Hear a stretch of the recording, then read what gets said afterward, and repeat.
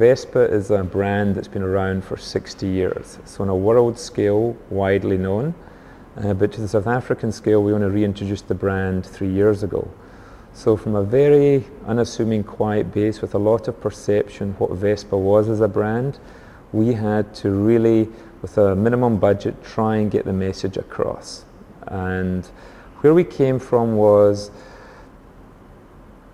parents knew it, youngsters didn't. How could we get the community talking about it? So we looked at various standard mediums, from print to billboards to above the line like TV, and just saw massive expenses.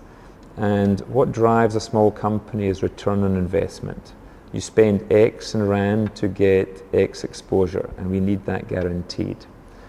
So Vespa's a fun brand, so easiest thing was to make it fun and to be cheeky and to be controversial. So one of the campaigns we did was a fictitious parking fine, where we distributed 100,000 on legally parked cars over the weekend.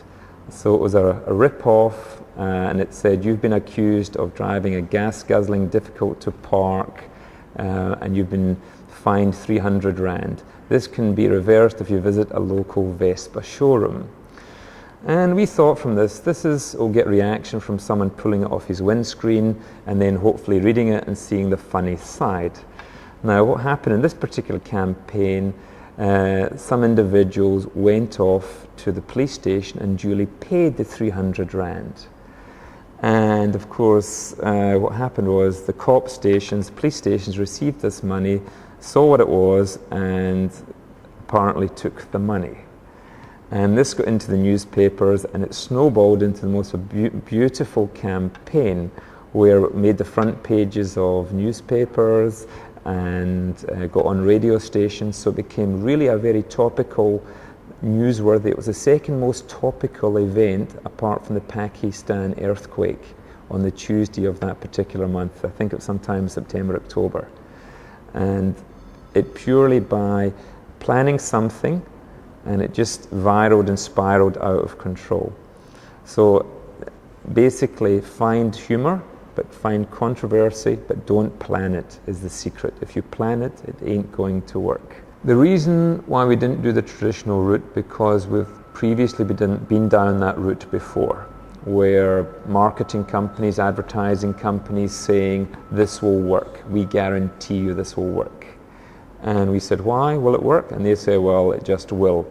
So it's like the blind leading the blind, and the days of that type of advertising are very hit and miss. There's a lot of white noise, clutter out there, so we've really said we want a guarantee. Now, traditional advertising, do ABC and hope for the rest, is not the way we work, because we want a return on investment, and we want ultimately a call to action.